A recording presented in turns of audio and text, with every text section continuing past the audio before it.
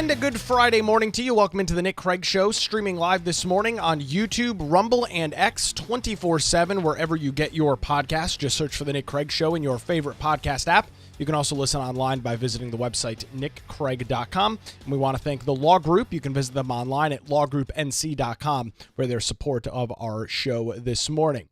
Well, diversity, equity, and inclusion is one step closer to being dead in public institutions in North Carolina. This whole DEI thing has been a grift and a scam from the start. It is a multi-billion-dollar industry by individuals who want to prop up divisiveness, hateful rhetoric, and in the most extreme cases, you've got individuals that are actively pushing discrimination based on things like race, gender, economic and socioeconomic backgrounds. At the worst case, that's what's going on with diversity, equity, and inclusion.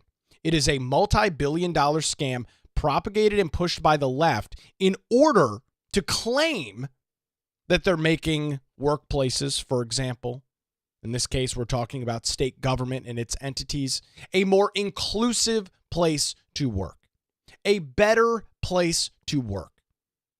And we know the reality of the situation is that DEI creates racial divides, gender divides within institutions, within companies across America.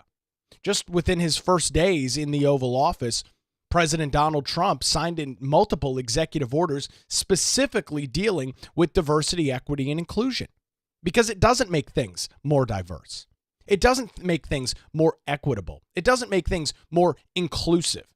It has the complete opposite reaction when you move away from a merit-based system and giving a job to an individual who is most qualified instead of trying to reach a racial quota or a gender quota, which is what has been rolling out over the last, 5-6 years or so. You've really seen DEI make its way to the more national stage. Major institutions, major companies hiring and their practices specifically dealing around DEI. Most private institutions are forcing their employees to take ridiculously absurd diversity, equity, and inclusion training. I mean, they're stupid. There's nothing that you take away from those trainings at all. I've had to sit through them year after year. Nothing beneficial comes out of these trainings. And unfortunately, we are moving away from a system in our country, at least were until over the last couple of months, there's really been a lot of public outrage against this, moving away from a system where we're judging an individual based on their character. We're no longer doing that. We're specifically judging them and basing them on things that they don't have any control over. Their race, their sex, where they're from, what their socioeconomic background is. That's a really sad sign of the times. When you look at all of the civil rights movements that have taken place over the last 60, 70 years in our country, when you look at all of the work that went on, in North Carolina, a lot of that taking place here. When you look at everything that has gone on, everything in an attempt to erase the racial divides in our country, to erase the lines that blur gender so that you're not actively discriminating against men or women in the workplace. You look at all of the work that has gone on to do that, for all of that to come to a screeching halt so that Democrats can prop up certain groups of individuals, shoehorn them into positions that in some cases they are not qualified for, all in the name of diversity, equity, and inclusion. House Bill 171 has been discussed and introduced in the North Carolina General Assembly over the last couple of months, and the bill as written would ban the promotion, funding, and implementation of diversity, equity, and inclusion programs within state agencies, specifically including hiring practices, training programs, and more importantly, the establishment of DEI offices. One of the main sponsors of this, Representative Brendan Jones, the Republican out of Columbus County, is also the House Majority Leader, has very quickly become one of my favorite representatives in the North Carolina General Assembly. This is a lengthy clip. It's about 9 minutes. I'll break into it. He described the bill in detail, described why Republicans in the General Assembly were bringing this forward in what turned out to be a multi-hour debate from Democrats over DEI on the House floor in the North Carolina General Assembly earlier this week. Let's hear what Brendan Jones, one of the primary bill sponsors, has to say. We've seen our institutions drift. We've watched government move away from excellence toward agenda hiring, favoring narratives over qualifications, checking boxes instead of resumes. Bureaucracy has grown, not to serve, but to sort, dividing people by race, sex, background, and calling it progress. It puts an end to the idea that the background should outweigh ability. It stops public jobs, promotions, and contracts from being awarded based on political agendas. And it restores the principle that should have never been lost. Can you do the job? Did you earn it? Are you qualified? This is not controversial. This is common sense. Now let's walk through what this bill actually does, because while others are relying on slogans and emotion, we're going to deal with the principle and facts today. And this, of course, dealing with the principles and the facts of legislation like this is very hard for the left. Because often when they are discussing political issues, they're incapable from divorcing their feelings from the facts of legislation, right? You see that with things like the Opportunity Scholarship Program in North Carolina, the opportunity to give every single individual in the state, regardless of their income level, the opportunity to attend a private school if public schools don't work for them, if their child is not getting what they need out of a public school. That should be an effort that is applauded. However, Democrats whip it around and bend a pretzel into this idea that, oh, well, this is stealing money from public schools. And because Democrats can't really argue the merits of why it's a bad thing for people to go to public schools, so they make up a fake argument that public schools are being hurt. Public schools are being defunded by the Opportunity Scholarship Program, which is not the case at all. And you'll see as we go through the program this morning and the discussion this morning, it's the exact same thing with DEI. Let's hear more from Representative Jones as to what is actually in this legislation. Section 1.1 just prohibits the state agencies from promoting, supporting, and maintaining workplace DEI programs. That's the foundation. In practice, it means hiring and promotion decisions must be based on qualifications, not race, not gender, and not a viewpoint. It puts an end to social engineering in HR and to taxpayer-funded gatekeeping based on belief or backgrounds. This section also defines two key terms. First, differential treatment. That's any policy that impairs equal access to opportunity based on identity, unless legally required, job-specific, or reasonable accommodation. It's not radical. It's fairness. Second, DEI training. Under this bill refers to programs that influence decisions based on identity or that promote preferential treatment between groups. It does not include discussions on diversity, culture, or respectful culture. And let me be clear right now, this bill does not ban Black History Month. It does not ban Pride Month. It does not ban cultural celebrations. In fact, it explicitly protects them. What it does stop are mandatory trainings that shame employees, divide teams, and compel ideological conformity. We are not banning equal opportunity. In fact, we're going to restore it. We are simply enforcing the principle already in North Carolina law. Public jobs should go to the most qualified, not the most politically favored. The next section ensures that taxpayer dollars cannot be used to fund DEI operations. It prohibits state agencies, local governments, and public schools from using public funds to promote, fund, or maintain these programs. I'm going to stop Representative Jones right there. There's many facets to the DEI discussion. right? Obviously, it is a very much a political hotbed of an issue. But in this case, when we're talking about House Bill 171, this is what Representative Jones is speaking on. This happened Wednesday afternoon in the GA. We're talking about state agencies.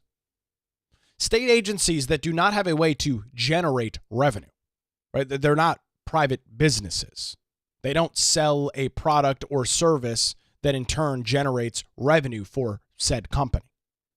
They are state agencies funded wholly, in most cases, by taxpayers in North Carolina, right? This is government, taxpayer-funded agencies and entities across our state that have programs, hiring practices, policies that are actively discriminating against people based on characteristics that they have absolutely no control over. Contrary to the left's idea that you can just wake up one day and change your gender and become a different person, that's not how things actually work. That's not reality or practicality of anything, right?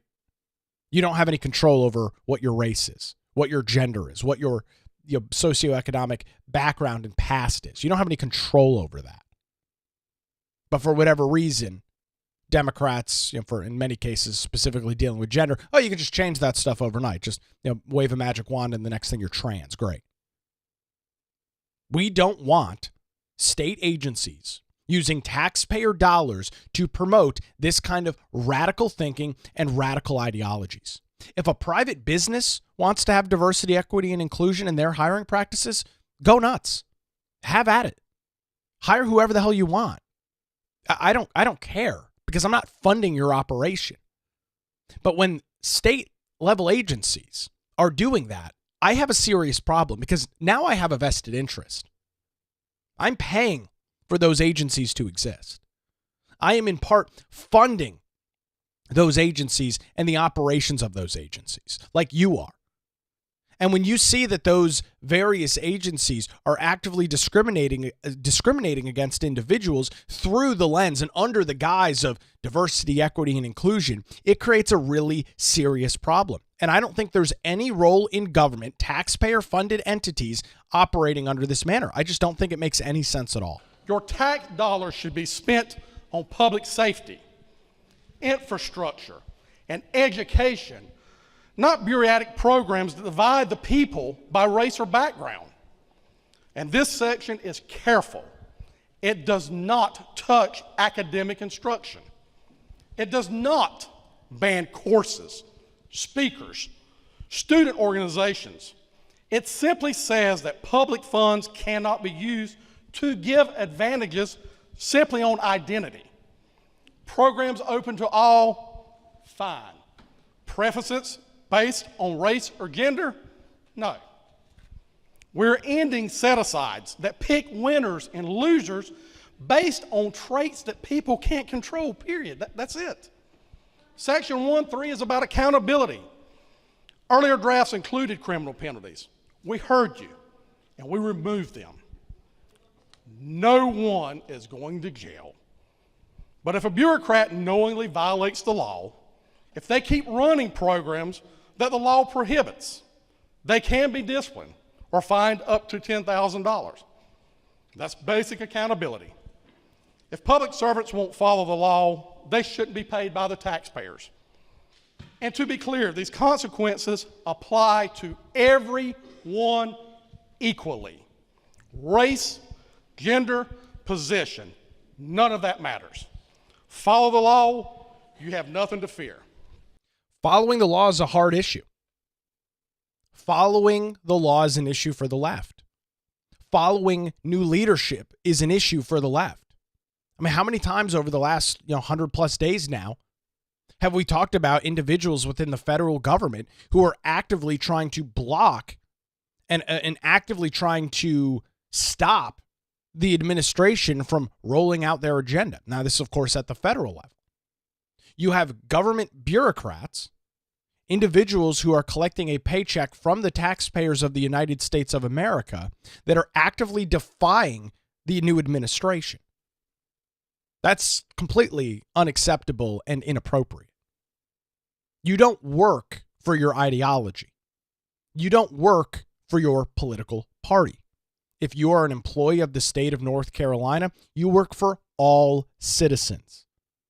And if you're incapable of working for all citizens, if you're incapable from divorcing your own personal preferences from your work, divorcing your own political ideology from your work, then as Representative Jones says, you're going to face a fine and you need to get out. Regardless of what your position is, whether you're the administrator of an agency or a low-level person in an HR department, the penalties are the same across the board.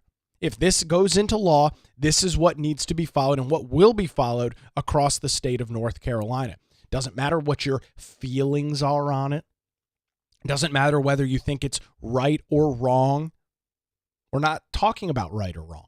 We're talking about legislation, following the lawmaking procedure to get something implemented in the state government.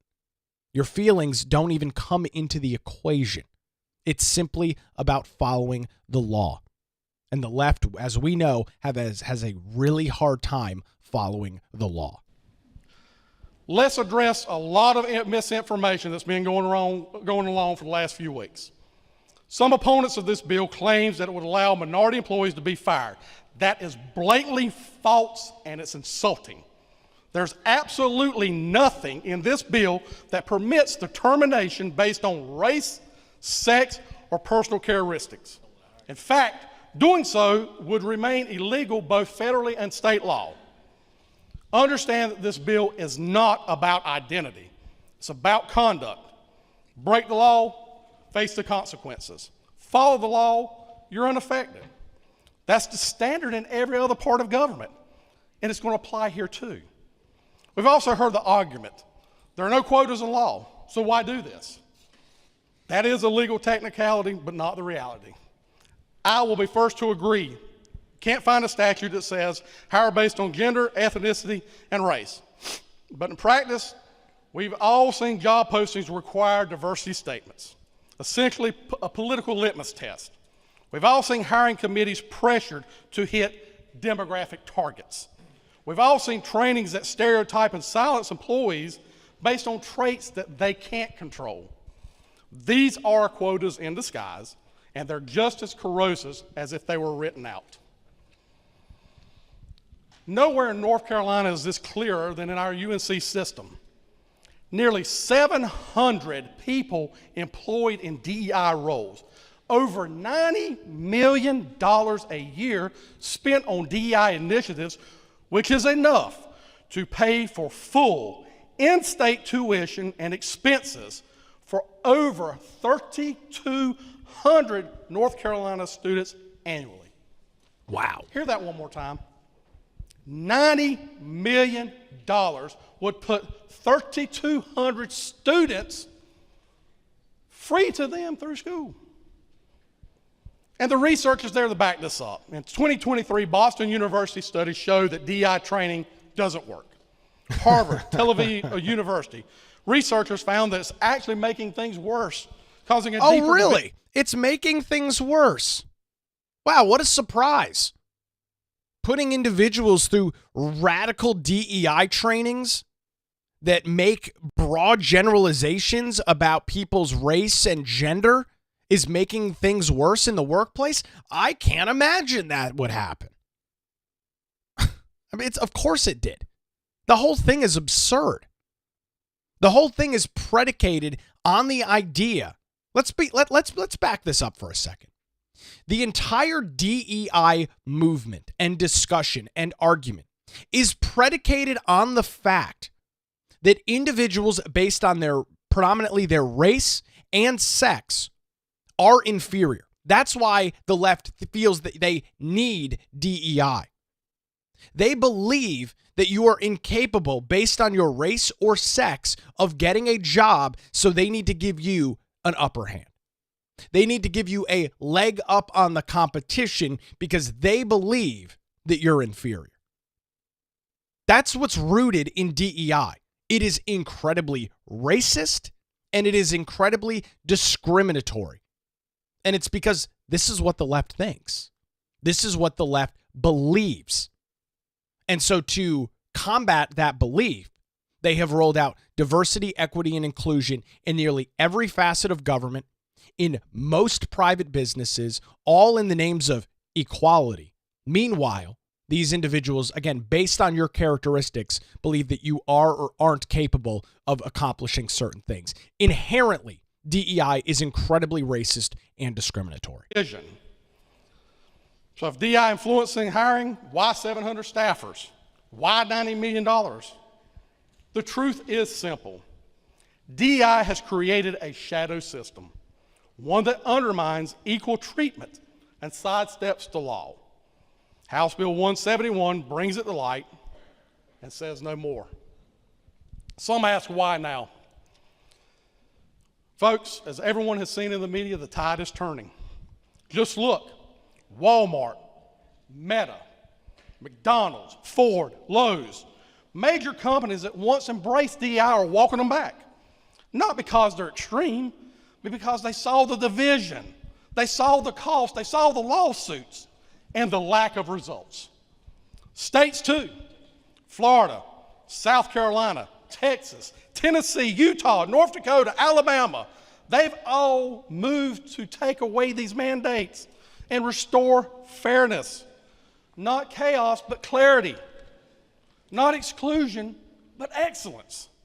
North Carolina should not be lagging behind, we should be leading. Let me be clear also about some confusion that's been in the media. This bill does not apply to private businesses, churches, or private schools. It does not ban diversity efforts that include everyone. It bans unequal treatment funded by the public. There are no new crimes, no free speech restrictions. This isn't about punishment, it's about fairness. And to those who call this a distraction, I ask, what more principle than fairness? What more essential than making sure public jobs go to the best candidate and not the most politically preferred? It's not a distraction, this is long overdue, and I ask for your support. Some solid comments there from Representative Brendan Jones, the Republican out of Columbus County, the House Majority Leader in this discussion as he opened the floor and brought forth this bill to the North Carolina General Assembly earlier this week. And you don't have to go back that far in history. You don't even have to leave the state of North Carolina to see these DEI policies and how they are illegal. Look at the admissions scandal with Harvard and UNC. The United States Supreme Court ruled that the admission policies of Harvard and Chapel Hill were, by definition, discriminatory. The Supreme Court ruled that. That's not my opinion on it. That's not Representative Jones's opinion on it. That was the decision from the nation's highest court, telling these two schools, and obviously permeating out to other schools as well, but telling those two top universities, your admission procedures and practices are illegal. They are discriminatory. There were major lawsuits against those two institutions of higher learning. This is what DEI has brought forward. There's this idea that because DEI has the word diversity, equity, and inclusion in it, that therefore it does all of those things. But the left is very good with their names and their acronyms. But just go back a couple of years to the aptly named Inflation Reduction Act that was passed by the Biden administration. There was no inflation reduction in that legislation. It spent hundreds of millions of dollars on a bunch of stupid pet projects like EV chargers throughout the Midwest. That was some of the important words in the Inflation Reduction Act. But because the left names it that, because they claim, well, this is what it does, therefore it's a done deal. But when you dig into the details of something like DEI and you see how it's actually being rolled out, right? It's one thing to read it on a piece of paper. It's another thing to actually see these policies, these procedures play out in real world, in real life. And with us seeing that roll out over the last couple of years and watching this happen and unfold in front of our eyes, we've seen that it's not diverse, not equitable, and not inclusive at all. Case in point, UNC Chapel Hill and Harvard and their admissions. It was not diverse. It was not equitable. It was not inclusive. It was specifically targeting individuals and discriminating against them based on their race. Now, Democrats will say, but it's DEI. It's in the name, right? So therefore, it must be true. Yet, in practicality, it's nothing of what it's named at all. So you heard why Republicans are pushing this forward. You heard from Representative Jones. Now, obviously, Democrats adamantly against this in the North Carolina General Assembly. Over almost 3 hours worth of debate on this legislation Wednesday afternoon in the House, with dozens of individuals on the Democrat side of the political aisle speaking up against this. I didn't have a chance to cut all of their clips. I did pull some, and I wanted to highlight two individuals. We'll start with Representative Laura Budd, the Democrat from Mecklenburg County. She makes some interesting points and also maybe says some of the quiet parts out loud as it relates to DEI. This is what she had to say Wednesday afternoon. I've listened and studied the women's rights movement since I was in the womb. My mom was a hippie in 1960s in San Francisco. She used to sell her art on the streets. And she told me as a little girl, and this is what I grew up with, you can do anything that a man can do. And you are entitled to the opportunity to compete, but you are not entitled to the outcome. And that's important when it comes to considering bills like this. Confusion is deliberately sewn into the words that somehow an equal opportunity must mean an equal outcome. That's not it at all. The claim is here that DEI just went too far, and therefore it should be banned. The programs are bad. Because somebody had to watch a program or listen to a speaker, and that person felt bad. Now I'm going to stop Representative Budd there in her comments. She's right about exactly the issue. Just like almost everything else that the left touches, they always take it too far. This is why Democrats are struggling right now to win elections. Because everything that they touch, they, for whatever reason, need to take the ball and run 100 miles an hour with it. They can't just let things stay and work in a meaningful manner. They take everything to the most extreme degree that they touch. Why is that the case? Well, because the loudest group in the Democrat Party is the fringe radical left. Those are the people that are sending emails, making phone calls, showing up to meetings and hooting and hollering, bitching and complaining about everything that's going on. And so individuals feel the need to capitulate to this fringe radical group on the far left spectrum of the political side. So yes, that is exactly why legislation like this is being brought forward. Because once again, the left took an issue, went way too far with it, and now they're being slapped back down into reality. That is exactly why this is going on. Well, what I'd really love to know is, who was that person that felt bad? Because that's what I never hear. That's the data that's never been presented. Those are the stories we don't hear with names, dates, programs attached to them. But they're very easy to use as a crutch to support this argument. The bill is really, I think, as a woman, about fear. Fear of real competition. Because the status quo has changed. It's changed. No longer are white men in charge all the time in every place. Now, I'm going to stop her here because as I listen to this, and again, I don't have the ability to bring you all 3 hours of debate, and you'd probably be sick after listening to it. She claims white men are no longer in charge of everything, and white men are threatened by DEI, so that's why they're removing it.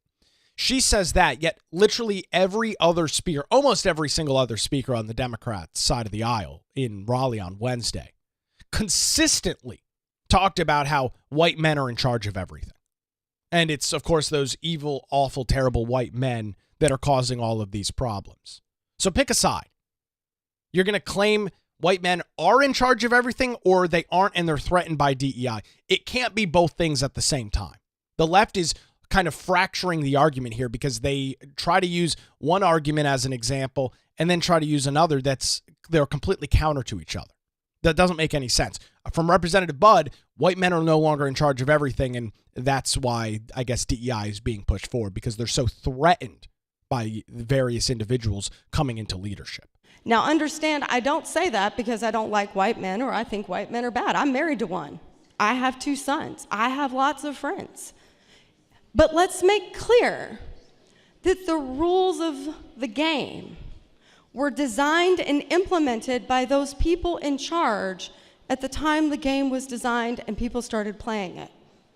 And that's important to understand, not because anybody intended to be discriminatory or intended for disparate outcomes, but if you don't examine the rules, you can't make changes to them to improve them, to open up those opportunities for access. In other words, open the field up to real competition.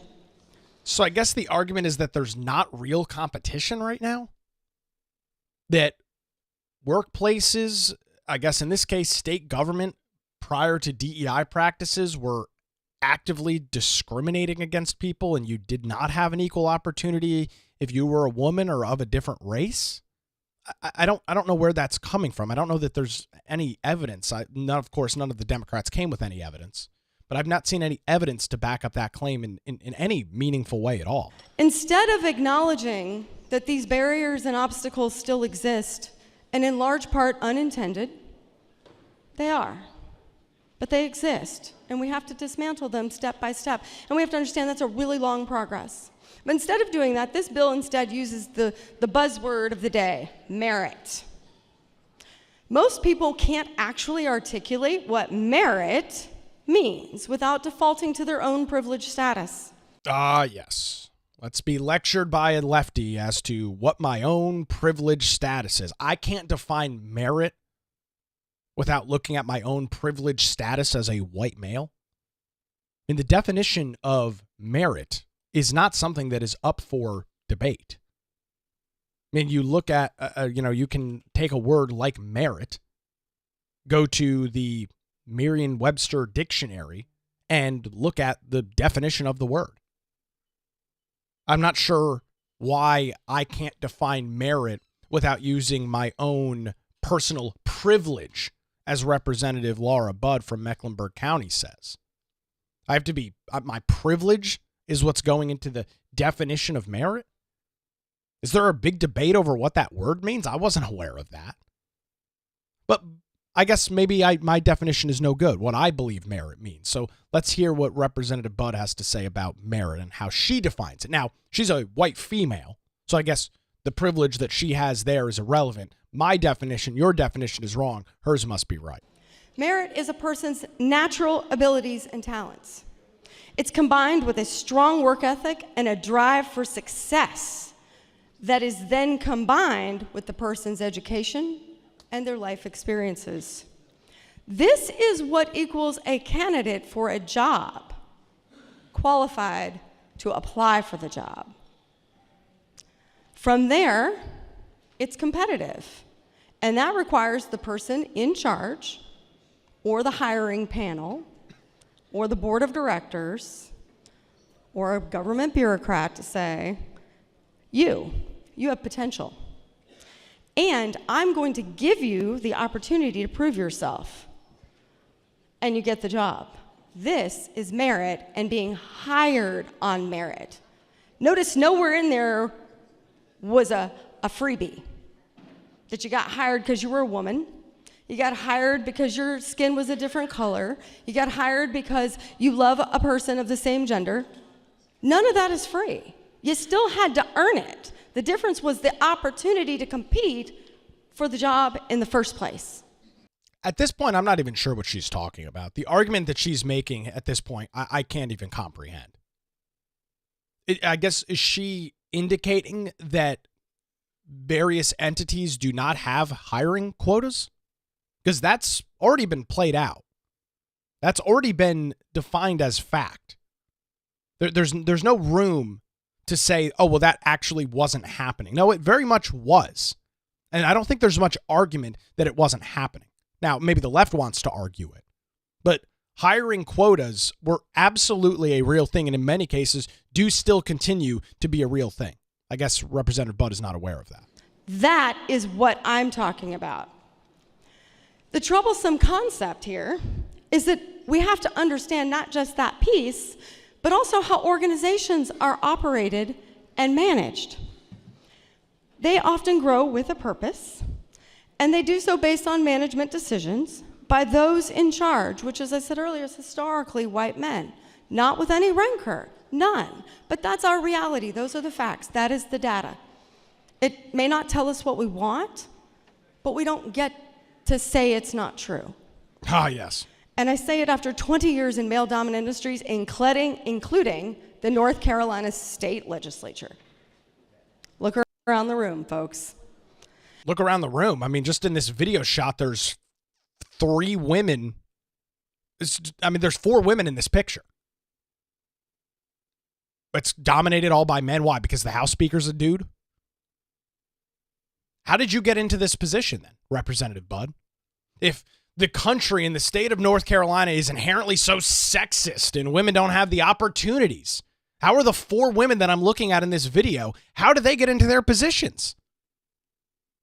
How is that possible with the state and white men being as awful as they are? Look around you. Okay, I'm looking around. See 4 women on screen right in front of me. Go ahead. Let's see what else other great intellect she's got here. People naturally gravitate socially and environmentally to those with whom they are familiar and they are comfortable with. People are, in fact, tribal. And we operate this way without even realizing it until we're educated and we become aware of it. And then you can make different decisions when you come to the key concepts here of recruiting, accepting applicants, designing programs, creating scholarships and opportunities for those who maybe weren't in charge and didn't get to write the original rules of the game. Organizational stability and integrity in this process are required to grow strong agencies, offices, and schools. And as a leader, you can't do this if the government comes in and ties your hands behind your back. You have to not be afraid of the competition. Not a single person in this room got here all by himself or herself. We all had help, and we all had opportunities. And we took advantage of those opportunities, and we earned where we are. It wasn't free. But you have to recognize, again, the data, and the facts are this. Some people in this room had a head start. Maybe it was that they were born a man. Maybe it was because they had legacy education, and there was an expectation of going to college and money to do so. Maybe it was because of who your family is, or that you had a stable childhood with parents who loved you and took care of you and made sure that you had a roof over your head and food on the table and somebody read books to you. So let's not forget that not everybody starts in the exact same spot. Nobody is saying that. Nobody is arguing that every single person is equal. Nobody is arguing that every single person, you take a snapshot of the world, that every single person has had these same exact experiences. Nobody is arguing that fact. Everybody comes from a different background. Everybody has different life experiences, different family life, different upbringing. Nobody is saying that's not true. Nobody is arguing that point. I don't know what she's talking about.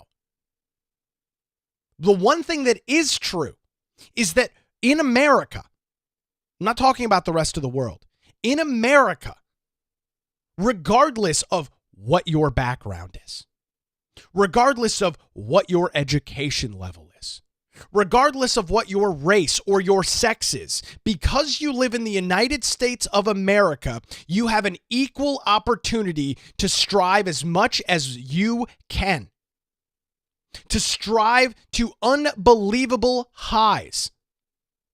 But it's not handed to you on a silver platter. You've got to bust your ass and work for it, and you have the opportunity to do that. But just because you have the opportunity does not mean that you're guaranteed the outcome. And I think that's where the left really struggles with this whole thing. Yes, everybody has different experiences. Do some people have a leg up over others based on a variety of factors? Yes. We're not a bunch of clones of each other. We're all individual people. We all have individual stories and individual life experiences. And is that inherently a bad thing? I mean, I guess, do we need to bring in some form of communism where every single person is equal? Where every single person works the exact same job and has no belongings at all, and the government hands out your food every single night? Is that what she's saying is a better system than what we've got in America? Which has allowed more individuals to gain incredible amounts of wealth than any other civilization in human history. America has. Nowhere else. America. That's, I guess, a problem for Representative Budd. So if we really want to have a level playing field, fierce competition for the most qualified candidates, and students at our universities, and employees in our agencies, we have to first acknowledge that not all of us started from the exact same spot. Nobody's saying that. That is what concepts and programs that say, make sure that you look in different places to hire your applicants, go hire and speak in other places where you wouldn't normally go. That's what this requires. It's education and it's awareness to ensure that the opportunities that are presented solicit the most qualified candidates for the stiffest competition so that the best candidate prevails. That's not a free ride, and that is not discrimination. At the end, I believe in the American dream, and I believe it applies to everybody, not a chosen few, and a few lucky others who beat the odds of the stacked deck, but literally every single person it applies to. It's a bad bill because what it does is it says, look, these concepts of racism and sexism don't exist anymore. Unfortunately, too many of us in this room understand that that is not true, even if we want the outcome to be different. How did you get your job? If we want the outcome to be different, we have to do the hard work, and that is to vote no on this bill. Great. Some great gaslighting there from Representative Budd. Not sure how she became elected to the North Carolina House as a woman with sexism being as strong as she claims that it is. And she obviously seemingly has a warped understanding of what DEI is, because the things that she claims are right. She says we want fierce competition in hiring. I'm in full agreement of that. That's exactly what this legislation does. It brings back the idea that you take every single candidate, look at them equally, and then determine who's got the best experience, who's got the best resume, who's got the best personality that fits with our corporate or company culture. That's what this legislation does. See, when you look at this stuff through the lens of DEI, well, then no longer is it a straight line. You are starting to give preferential treatment to certain groups of individuals based on characteristics that they don't have any control over. That's what DEI does in practice. That's what it does in practicality when you roll it out into the workplace. When you see it be implemented, that's what happens. That's what's going on here.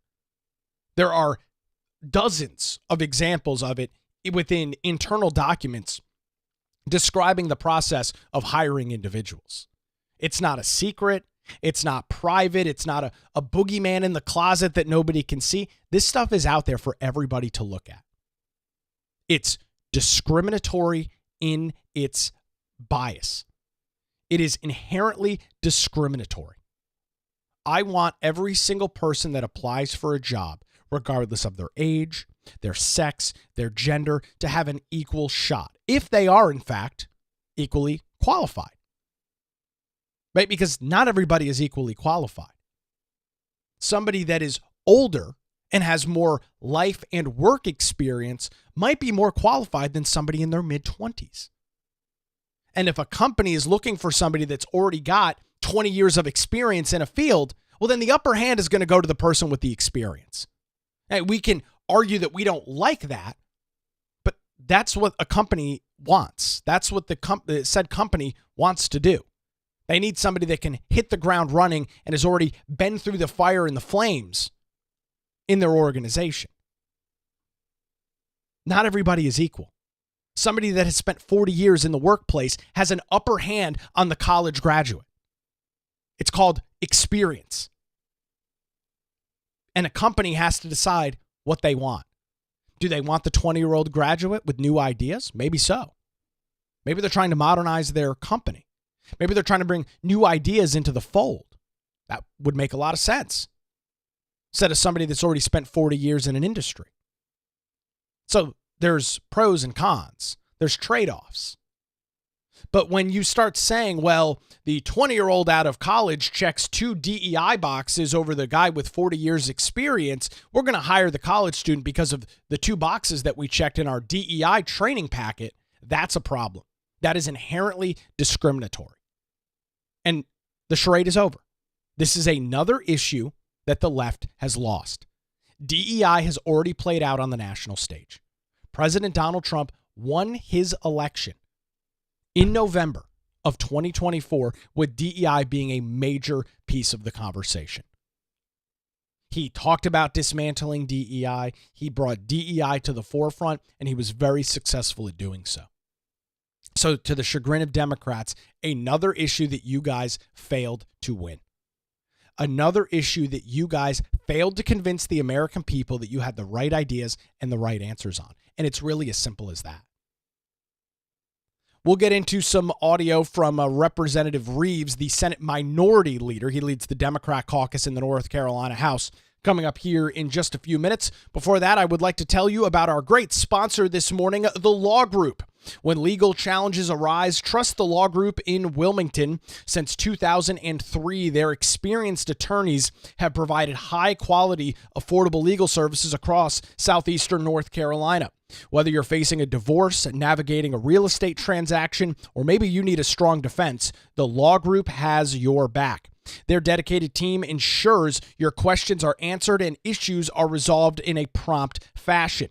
Located in downtown Wilmington, they are just a phone call away at 910-251-6088. You can also check out their website, lawgroupnc.com. Give them a call, 910-251-6088, or online at lawgroupnc.com. The Law Group, experience and dedication that you can rely on. And we appreciate the Law Group and the great team over there for their continued support of the Nick Craig Show. So continuing with our discussion this morning on diversity, equity, and inclusion, we heard from Representative Budd. Now let's hear from the leader of the Democrat caucus, Robert Reeves. It does not matter when we are the state of North Carolina. It does not matter what the intent is in our hearts or the unstated intent in our minds. The question is, how do people interpret it? How do people see this, and what do they think once they see this? And there's nothing we can do about that. I wish we could. I wish we could sit down with people and when we pass a bill, talk to them for days about this is actually what the bill does, this is how it works, or anything like that. But we don't. Once we put that out there, that's it. Well, no, that's not true at all. I mean, the bill is very clear to read. It's not a complicated bill. It's only like 6 pages.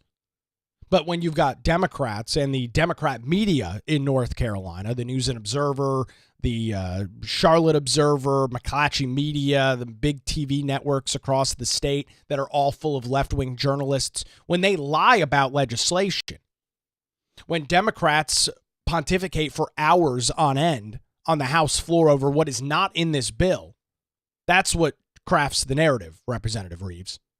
It's not the legislation itself. It's the nonsense that is being discussed. And you even heard it from Representative Budd previously. She said, what is sewn into the words of this bill?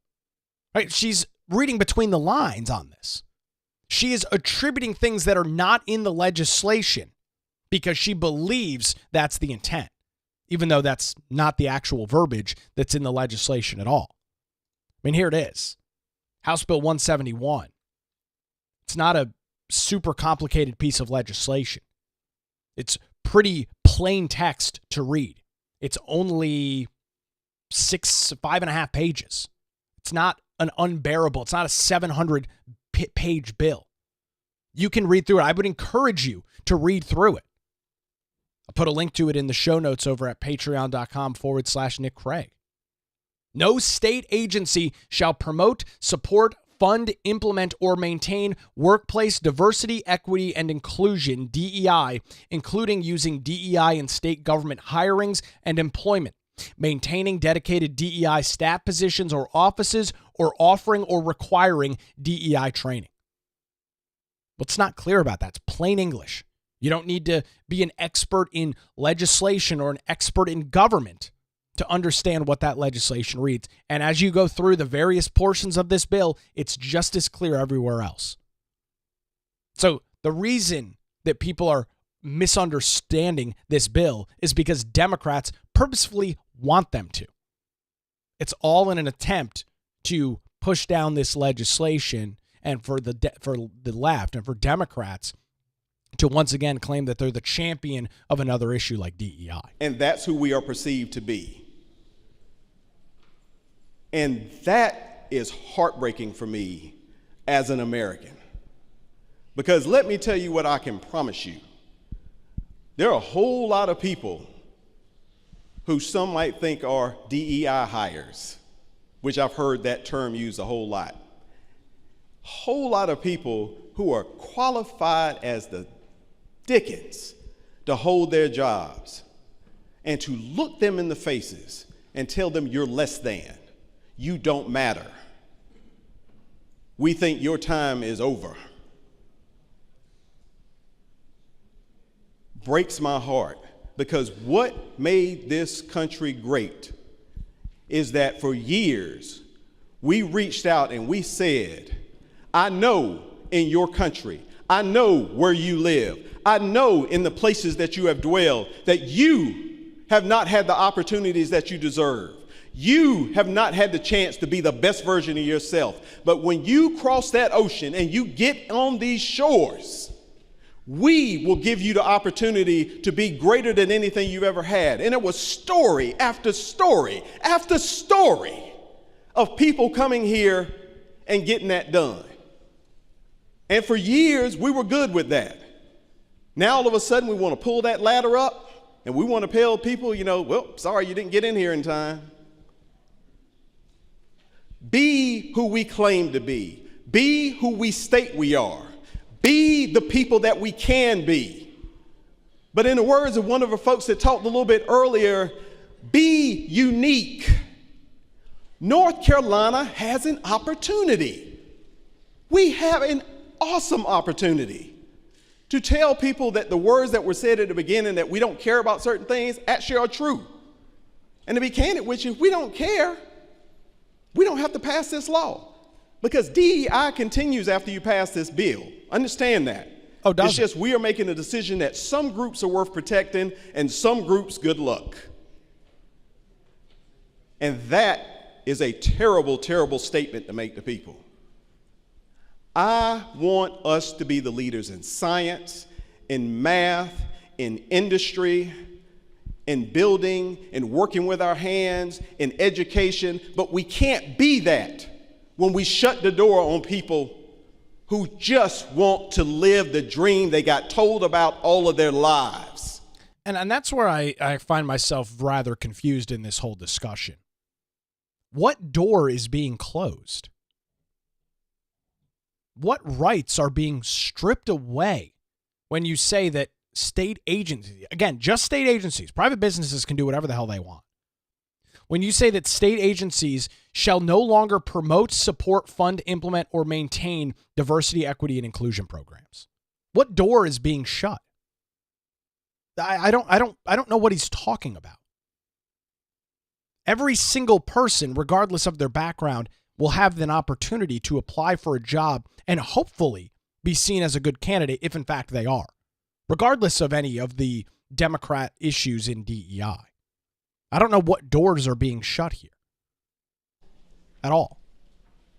So I don't ask you to do this because it's going to make Robert Reeves feel better, or because it's going to make some black kids feel better, or something like that. It's not what this is about. I ask you to do this because my children and your children deserve the opportunity to make the next Apple, to make the next Amazon, to make the next IBM, to create the next industry, to be the leaders in cancer research. They deserve that opportunity. And you start this road today, you take that from them. Oh, really? So don't do this for me or somebody you don't know.